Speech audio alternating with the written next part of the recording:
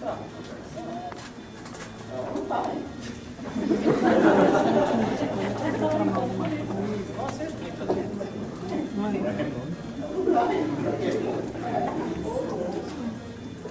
Começamos de novo, então.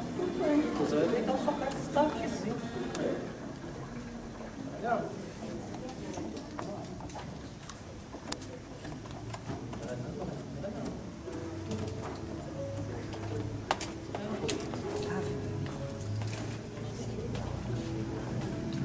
vendo?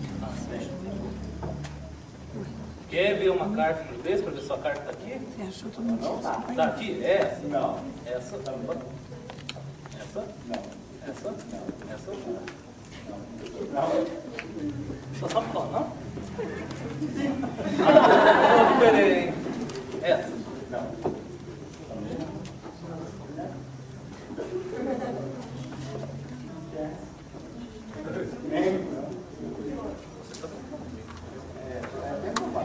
Bem provável. Bem provável. Tenho certeza disso. Mas faz certo, por favor.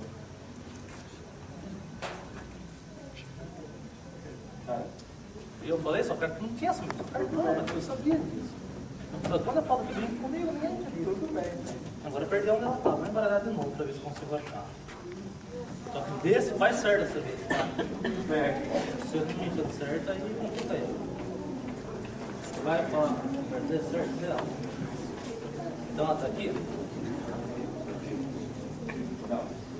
Não, não. Não, não. Certeza? Absoluto. Posso pedir ajuda aos universitários? Pode. Mas não tem aqui. Não tem. Não, tem um ali no fundo, ó. Tem que dar parabéns pra ele. Tá aqui? Tá aí. Aqui. Só vou confirmar pra ver se não tá aqui.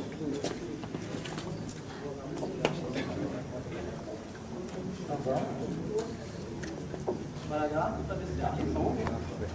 É porque assim fica difícil de achar, meu querido. Só que senão, às vezes, tem que achar rápido. Se achar devagar, tem que parar rápido, parar rápido. Não, tem que parar devagar, tem que parar devagar. Isso aqui?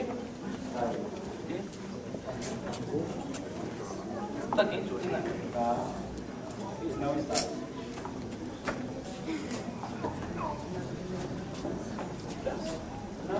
Não está. Vai embaralhar, mas vou louco. Embaralhar vai eu me mato. Vamos tentar achar sua carta. Pensa muito na sua carta, pensa bem. Vou tentar achar.